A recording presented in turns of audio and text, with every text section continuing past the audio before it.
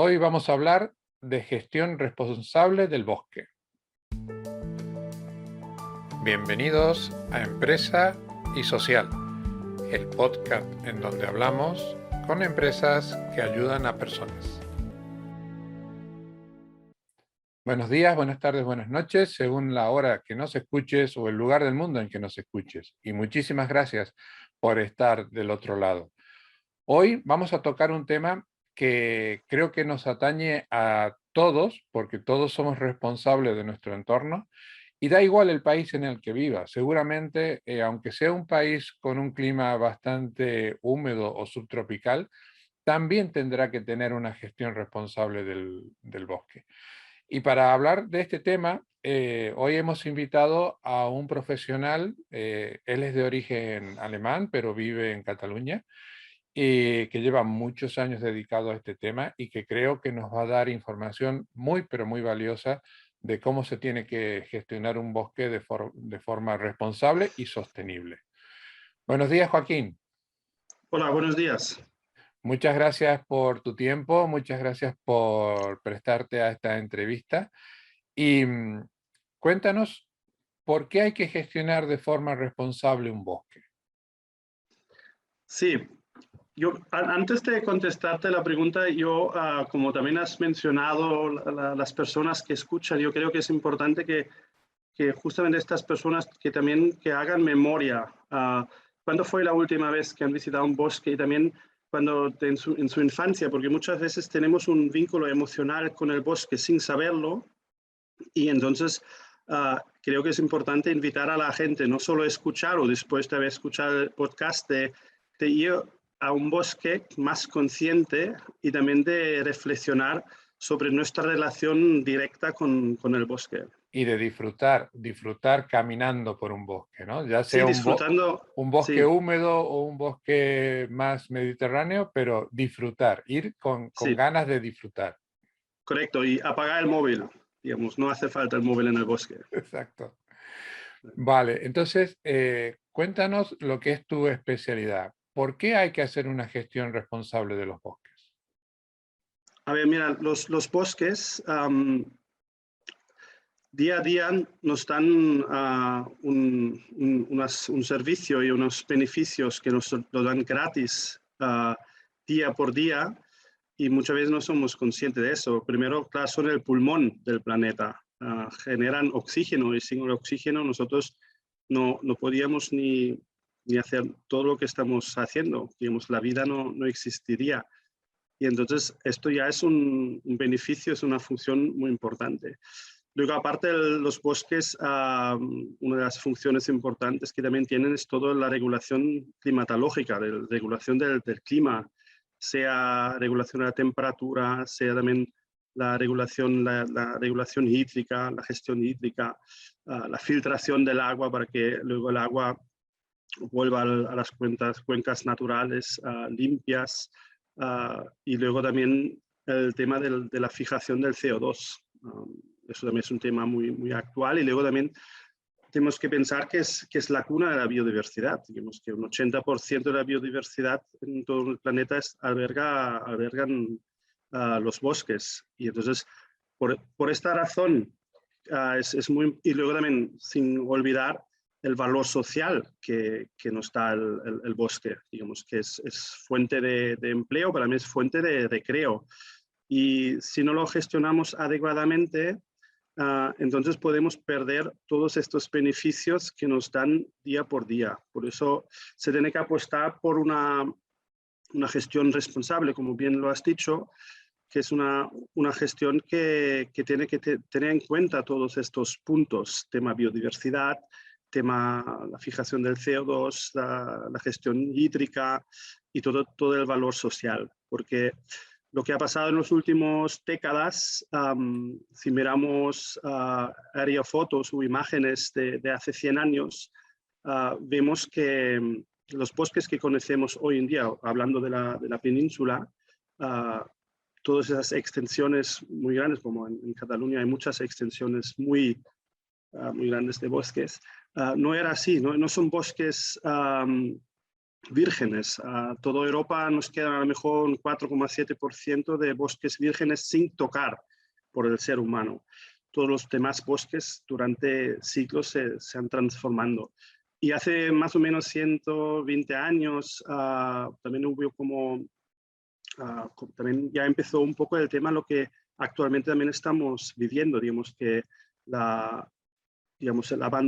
abandono de la gestión agroforestal, digamos que las zonas rurales están despoblados, no hay gente que trabaja en los bosques como antes, y entonces, claro, y luego, claro, eso es como un problema que es real. Entonces, tenemos ahora bosques, muchas superficies sin gestionar, tenemos mucho combustible, entonces claro, como también tenemos la problemática del cambio climático, que al final no es la causa de la problemática, es el acelerador. El cambio climático acelera como el proceso, lo que antes de comenzar el podcast también lo hemos hablado, el gran riesgo de los grandes incendios forestales que la gente año por año están sufriendo y entonces es un tema que se tiene que hablar seriamente. Has tocado varios temas de los cuales me gustaría profundizar, porque bueno, la principal intención de este podcast es dar a conocer lo que hace gente como tú, pero también dar información para que el emprendedor o la empresa que quiera dar un giro social o un giro medioambiental a su emprendimiento o a su empresa, sepa que hay opciones que por ahí no la había valorado. Eh, Cuando hablamos de gestión de un bosque, no simplemente, entiendo, no es solo prever incendios o prever inundaciones, ¿no? Es también saber qué tipo de plantas hay que plantar, cuándo hay que cortar, cuándo hay que desbrozar. Entiendo que eso es lo que vosotros hacéis, ¿no? Sí, al final es una planificación. Mira, yo trabajo en Boscat, que es la Federación Catalana de Asociaciones de Propietarios Forestales, que es una asociación sin ánimo de lucro que funciona desde el 2011 y están asociados más de 23 asociaciones de propietarios forestales. Y entonces, uno de los proyectos donde damos respaldo a la propiedad forestal es el tema de hacer una muy buena planificación cómo gestionar los bosques. Entonces, para hacer una planificación, primero tienes que hacer un inventario, tienes que saber lo que tienes, ¿vale? ¿Qué tienes ahí en el bosque? ¿Qué árboles tienes? Luego también valores de biodiversidad. Entonces, se tiene que catalogizar todo un poco. Y luego también importante en este caso también son los testimonios, digamos, de gente mayor, que también para aprender y saber más de cada finca, ¿vale? Porque, y luego con toda esta información lo que se hace una redacción de un plan de gestión, ¿vale? Entonces, a través de este plan de gestión se decide qué actuaciones a lo largo del tiempo se hará en cada rodal o en cada parcela. Si sea de aclareo o a lo mejor una zona de puesto incendio donde se tiene que hacer selección de la regeneración, que también es muy importante. Y luego incluso hay proyectos que están sí claramente definidos por el tema de prevención de incendios forestales, que es como son zonas prioritarias donde se hace una gestión estratégica para prevenir incendios, para poder actuar, o en el caso que haya un incendio, que se puede actuar en este punto y reducir el riesgo que se queme todo el demás bosque al lado. Y entonces, todo eso son estratégicas que entran en lo que es la gestión planificación, ¿no? forestal, la planificación. Y luego una cosa muy importante es, tiene que estar siempre combinado con una muy buena comunicación, porque por desgracia hoy en día todavía en la sociedad, digamos que no está bien visto cortar un árbol, se ve como un crimen y claro, muchas veces son varias razones. Yo detecto dos, que uno es trasladamos una problemática que pasa en el Amazonas, no es una gestión que es puramente industrial y es para aumentar la superficie de producción de carne, de soja, que al final nosotros somos los consumidores finales y consumimos, porque entonces también tenemos que ser conscientes de eso, no podemos solo criticar, sino también decir, mira, ojo lo que lo consumimos, pero eso luego también podemos profundizar un poco. Y luego está el otro punto de hoy en día la gestión no es la misma que hace a lo mejor 50 años u 80 años cuando iban con burros, con serruchos. Entonces, claro, hoy entramos con máquina, entramos con motosierras, entonces, claro, el impacto y el ruido a la gente primero le crea como una angustia. Pero yo muchas veces digo, yo invito siempre a la gente, mira, os invito a venir cuando se hace la actuación, os invito a venir después de un año para ver cómo evoluciona el bosque y también os invito a visitar un bosque quemado para que podáis ver, gracias a esta gestión que estamos haciendo, intentamos evitar o bajar el riesgo que el mismo bosque donde uno vive o está en la cercanía, que no se queme. Tú has tocado un tema que me parece sumamente importante. Primero la concientización, la comunicación, pero luego estamos viviendo en una época, los más mayores un poco menos, pero nos escuchan gente de todas las edades, donde estamos acostumbrados a lo inmediato. Cuando hablamos temporalmente de la reforestación o de la gestión de un bosque, ¿cuál es la unidad de medida? ¿5 años, 10 años, 20 años? Para que tener una idea y no pensar que de un año a otro vamos a ver cambios realmente espectaculares. ¿Cuál es la unidad de medida en tiempo? Claro, eso es una buena pregunta, porque esto, para hacer el trabajo como de una hectárea forestal, primero necesitas el personal cualificado para hacer el trabajo, porque cada vez el trabajo va más en una dirección donde no es tan importante la producción o la rentabilidad económica, sino justamente de hacer un trabajo con conocimiento técnico para conservar todos estas funciones y beneficios de los bosques. Entonces, no es solo, mira, voy al bosque, voy a cortar, sino, mira, qué especie tengo que preservar, qué no puedo cortar, cómo tengo que hacer el trabajo que esté bien hecho. Entonces, normalmente se va por hectárea, entonces, claro, depende de la densidad. Claro, si tienes un bosque que nunca se ha gestionado, digamos, durante muchos años se no ha gestionado, muchas veces tienes dos bosques en un mismo sitio. Tienes el sotobosque y tienes el bosque adulto por encima. Entonces, claro, tienes una densidad bestial. Entonces, claro, el trabajo también es más exhausto, entonces necesitamos más tiempo. Y lógicamente también depende un poco también de dos factores muy importantes. Primero, hay presupuesto, digamos que si queremos realmente este cambio, apostamos y invertimos mucho dinero en la gestión del territorio. Parece que sí, que ahora estamos en una época que, por lo menos en Cataluña, quieren invertir mucho dinero en la gestión forestal, sobre la gestión preventiva, pero luego hay otro punto muy importante. ¿Quién luego realizará todo este trabajo? Entonces ahí es el punto clave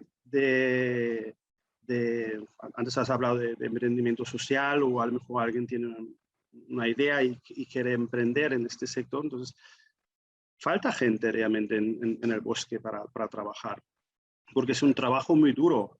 Trabajar en el bosque no es, mira, mucha gente, me gusta la naturaleza, pero claro, a lo mejor no dura ni 2 días trabajando en el bosque, porque estás todo el día fuera, te levantas temprano, como ya he dicho, es un trabajo físico muy duro, entonces nos cuesta incluso encontrar gente con la ADN forestal. Pues que, mira, yo quiero ser forestal, yo quiero ir al bosque, yo quiero...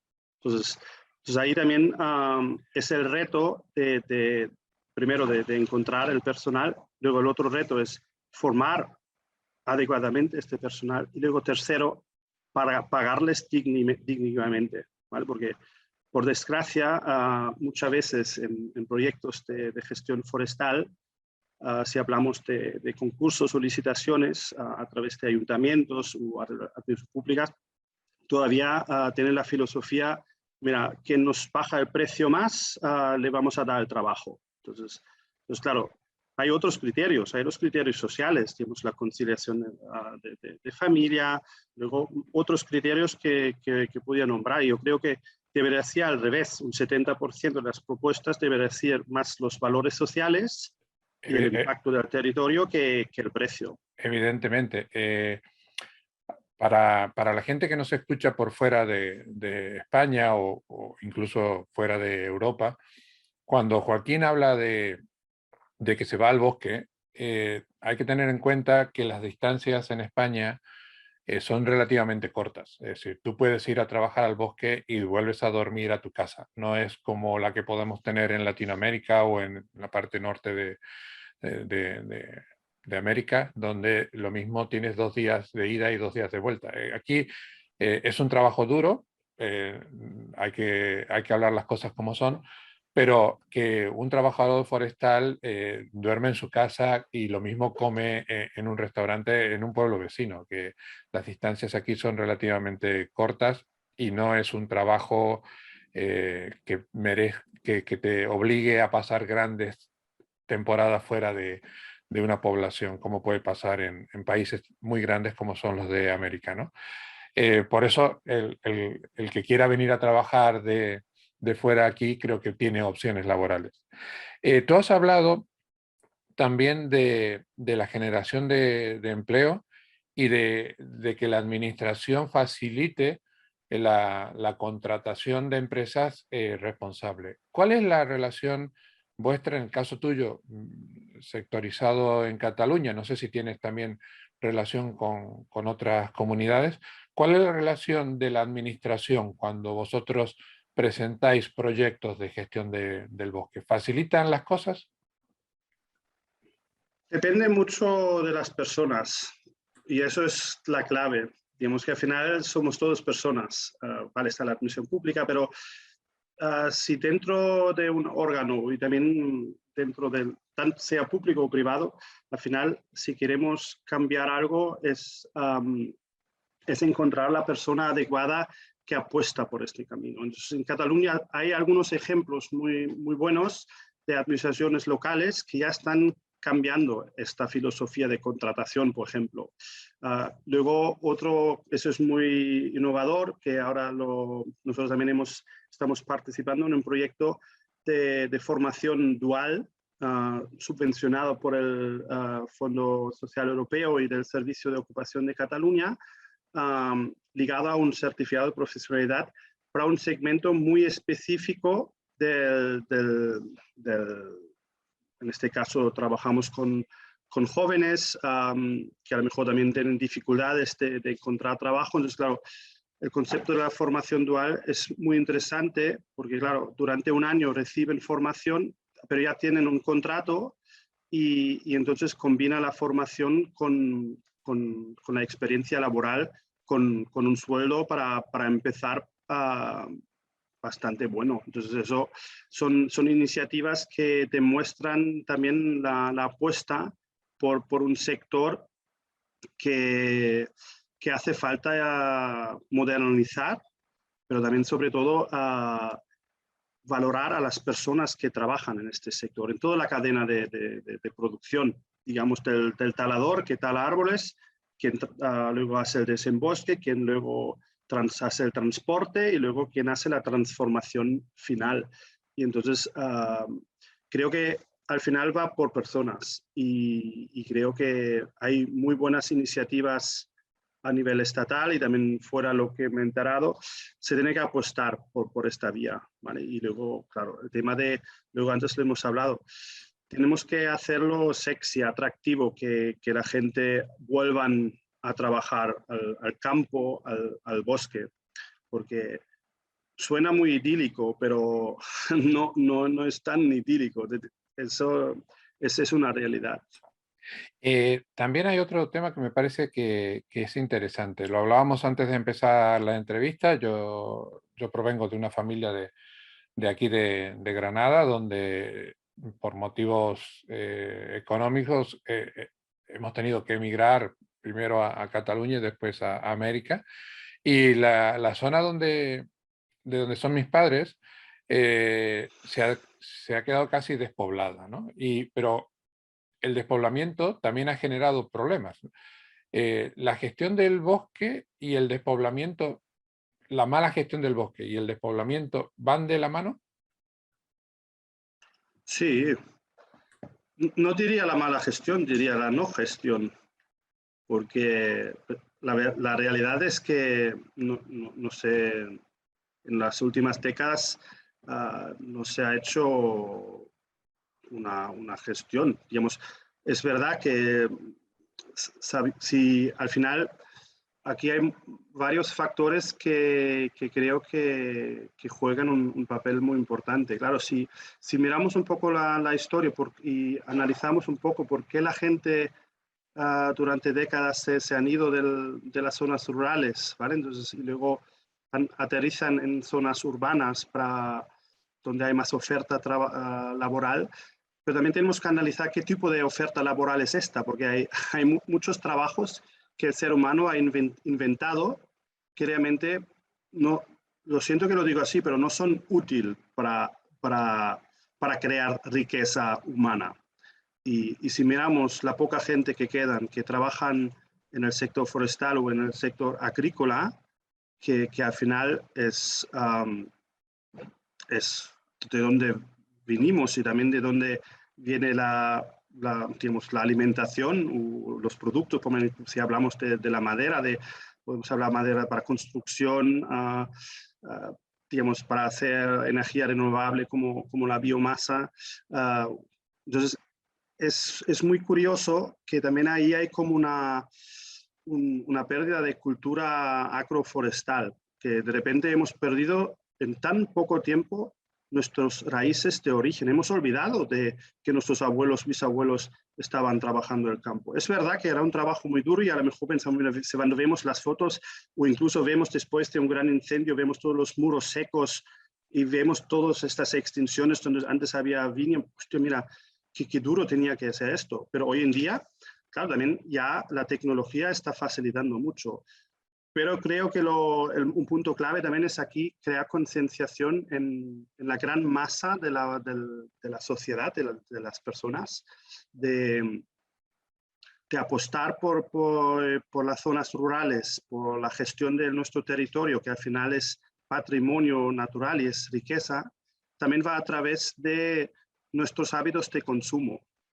Porque estamos muy acostumbrados de coger el coche, o incluso hoy en día la gente en España muchas veces ya no cogen el coche porque les traen la comida a casa, pero normalmente vamos a grandes superficies, supermercados, donde nos venden productos a un precio a veces demasiado barato, e incluso productos bio, pero que luego a lo mejor un producto bio que ha hecho muchos kilómetros, una mantequilla de Grecia, un queso de Alemania. Entonces, para mí, bio, vale, es bio, pero toda la huella de carbono que tiene detrás, al final, pues Y, claro, y es estamos, importante consumir local. Entonces, así fomentas también la economía, uh, la economía local y luego llegas realmente a ser partícipe de la gestión del territorio activamente. sí, además estamos acostumbrados, sobre todo en Europa, a que tenemos disponible cualquier tipo de fruta, cualquier tipo de verdura en cualquier época del año. Es decir, cuando se puede comer verdura y fruta fantástica de temporada. No tengo por qué comer sandía en invierno o manzana cuando no toca, ¿no? Pues si la manzana viene de Chile y ha tenido que hacer no sé cuántos miles de kilómetros, lo mismo no compensa. Tú hablabas de una gestión y creo que también se pueden presentar opciones de emprendimiento y opciones de desarrollo de empresa en gestiones combinadas entre, por ejemplo, la gestión de ganado caprino o de ovejas y la gestión del bosque. ¿Planteáis vosotros algún tipo de solución en este sentido? Sí, primero decir que hay ya varios proyectos en marcha a nivel de Cataluña, pero también fuera de Cataluña, que combinan, digamos que es al final de conservar un bosque gestionado. Entonces, como cuando hablamos de mantener las franjas de prevención de incendios, digamos, libres, entonces proyectos con ovejas, con cabras, incluso con ganado o con burros. Entonces, hay iniciativas que ya están en marcha y nosotros desde Boscat siempre intentamos fomentar eso y también ayudar digamos, si hay algún emprendedor local que necesita algún consejo o necesita alguna ayuda, nosotros siempre estamos por el labor de colaborar, de ayudar, porque al final también, cuando hablamos de eso, también es muy interesante y suena también es necesario, lógicamente, porque al final también si luego uno tiene cabras y ovejas y luego mantiene el bosque gestionado y así podemos prevenir incendios. Y luego aparte puede vender la carne o la lana. Entonces, claro, también puede sostenerse. Lógicamente también se tiene que hacerlo atractivo porque ir estas 365 días con las cabras y las ovejas. Y entonces, te tiene que gustar, pero luego también se tiene que tomar algunas decisiones más a nivel político para que también que haya incentivos Sí, y realmente fomentar. hay que incentivar, además, con la problemática que tenemos en España de la despoblación, si tú no incentivas que la gente joven se quede en los pueblos, ya sea para gestionar el bosque o para gestionar agricultura o ganadería, la gente no se va a quedar porque necesita empleo y necesita trabajo. Hablando de rentabilidades, nos has explicado perfectamente bien lo rentable que es desde el punto de vista ecológico la gestión del bosque. Pero, ¿es rentable también desde el punto de vista económico? Una empresa que apueste desde el punto de vista económico a fomentar o a crear una empresa de gestión de bosque, ¿tiene una rentabilidad? ¿Puede ser autosuficiente económicamente? Um, por mi propia experiencia, ahí recomiendo siempre de analizar bien dónde uno a lo mejor quiere montar su negocio, su empresa forestal, ¿vale? Y mantenerlo de un, digamos que también respecto al personal que tiene. Entonces, claro, es una cosa importante tener en cuenta la infraestructura y la red de contactos que uno puede tener. Y creo que hay un cambio en el pensamiento y también en la valoración, lo que es realmente el bosque y el trabajo, que también puede favorecer que más emprendimientos al sector forestal se pueden crear y empresas que realizan la gestión forestal, porque hoy en día a veces incluso te cuesta, si tú eres muy pequeño, entonces no eres competitivo, no puedes participar en licitaciones y concursos, como ya antes lo he hablado, tienen otros criterios, no valoran que hay una empresa pequeña local, valoran, digamos que normalmente hacen lotes grandes, viene una empresa grande y esta empresa subcontrata a otras empresas que luego vienen de lejos. Entonces eso es una realidad. Pero también veo que gracias a este cambio y ver que, mira, si yo invierto como 3.000 euros en la gestión de una hectárea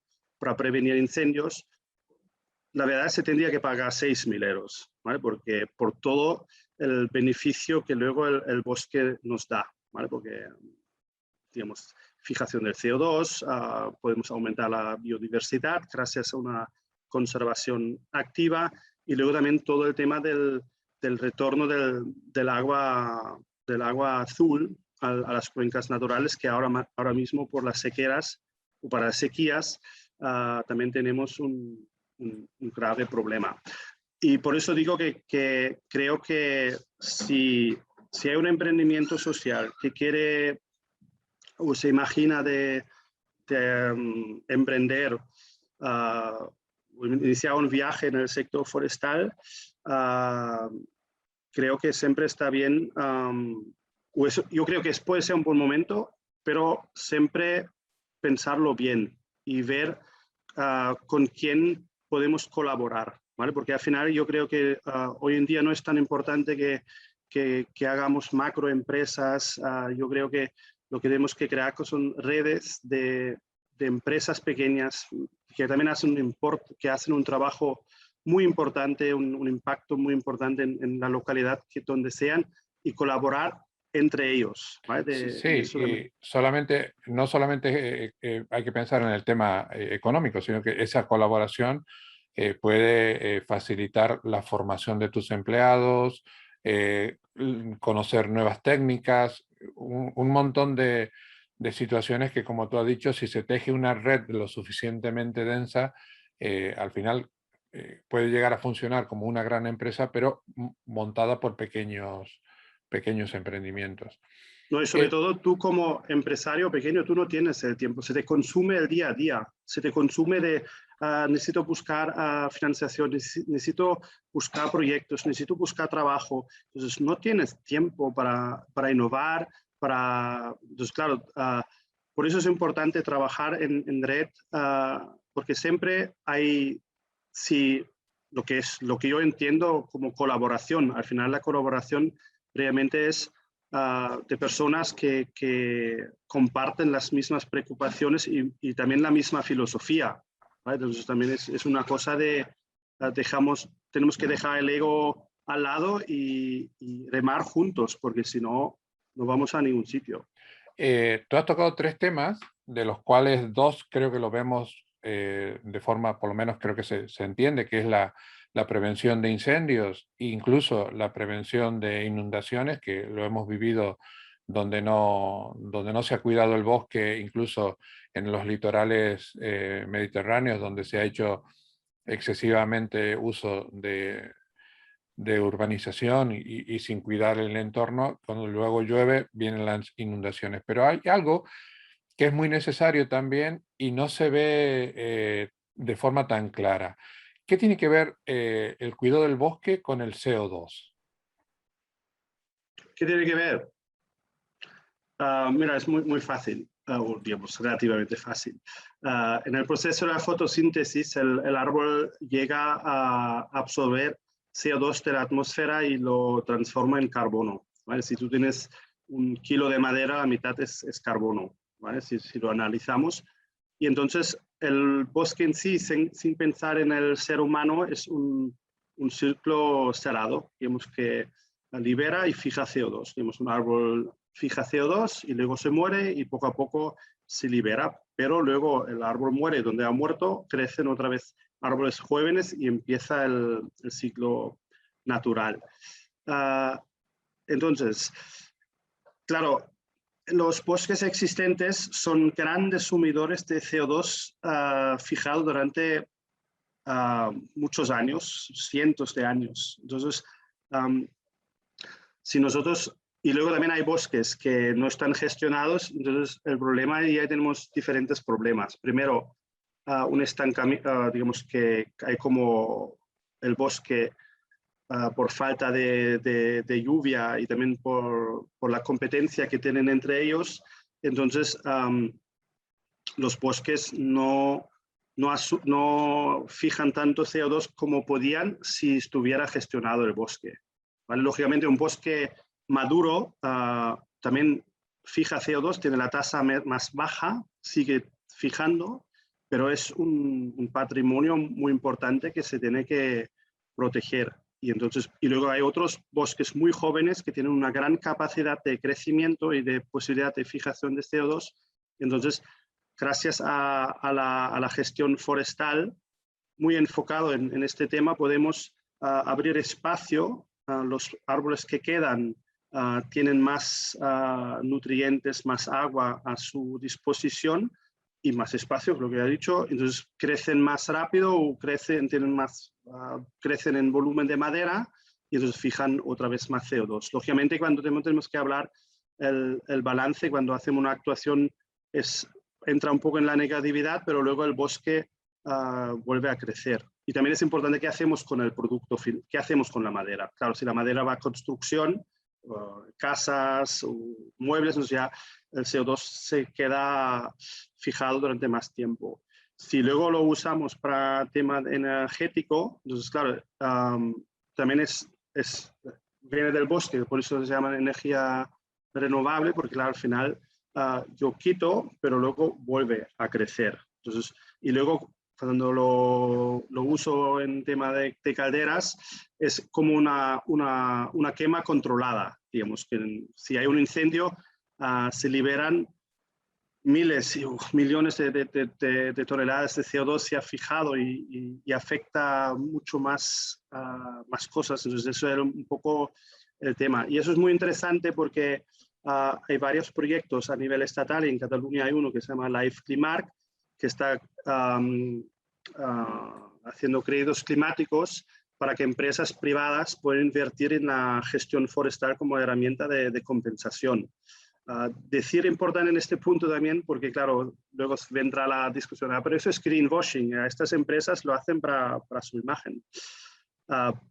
Lógicamente, también estamos en un punto que el cliente final cada vez es más consciente y no es tonto y dice, mira, no, así no. Mi experiencia con las empresas locales son empresas concienciadas que ya en su proceso intentan evitar a máximo posible las emisiones o el impacto negativo que pueden crear. Lógicamente llega un punto que tú puedes reducirlo a través de la inversión en tecnología, pero siempre queda a lo mejor alguna parte que se tiene que, sería favorable compensarlo. Entonces, ellos apuestan por esta vía, también para crear riqueza en el territorio donde están localizados. Joaquín, la verdad que escuchándote se me generan un montón de preguntas más, pero ya hemos consumido el tiempo que queríamos, que habíamos preestablecido. Me gustaría continuar con esta conversación, con este café virtual en otro momento, por lo cual estás invitado a otro episodio. Antes de terminar, me gustaría que me cuentes, que la he escuchado yo en otra entrevista, ¿dónde nace tu vocación por cuidar el bosque? Mira, nace porque mi abuelo me llevó al bosque y esto se me quedó grabado. Estos fines de semana en casa de mi abuelo, él me llevaba al bosque, me explicaba muchas cosas y luego también empezamos a hacer figuras de madera, de árboles cortados. Ahí empecé con esta sensibilidad hacia el bosque. Empecé a amar el bosque. Y luego, en mi adolescencia en Alemania hubo problemática de la lluvia ácida que afectó negativamente a los bosques y había como se veía al bosque sufrir. Entonces, entonces yo me pregunté, ¿qué está pasando? Entonces ahí, claro, luego empecé a estudiar ingeniería forestal en Alemania y entonces, claro, durante los años se creó ahí una pasión que lo llevo dentro desde muy pequeño. Y se ve que te dura porque la forma que hablas de esto es porque se siente, porque te gusta y porque además lo transmites muy bien. Ha sido un placer escucharte, ha sido un placer poder tener esta conversación contigo. Como te he dicho antes, me gustaría continuar en otro momento porque me han quedado un montón de temas por preguntarte, pero el tiempo por hoy se nos ha terminado. Cuéntale a la gente que nos haya escuchado o no hayas visto en vídeos y que tengan todas las dudas que seguramente se me han generado a mí y quieran preguntártelas, quieran ponerse en contacto contigo, ¿cómo lo pueden hacer?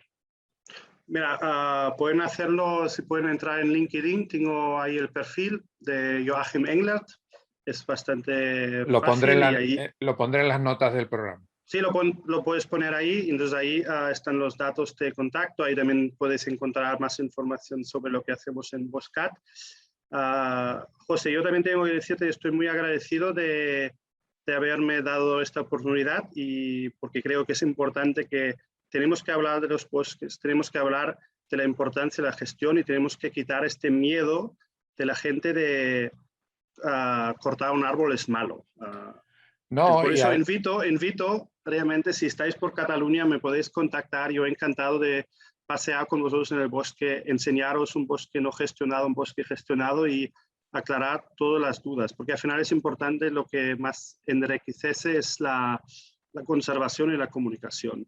y que muchas veces se dice que hay que volver al pueblo, hay que volver a los orígenes y claro, está muy bien volver al pueblo, que tenga internet y gestionar tu emprendimiento digital, pero también hay otras opciones, como tú has dicho, pasear por el bosque con el móvil en silencio o apagado y disfrutar y pensar que también se puede generar empresas, se puede generar empleo con una gestión responsable. Joaquín, ha sido un placer.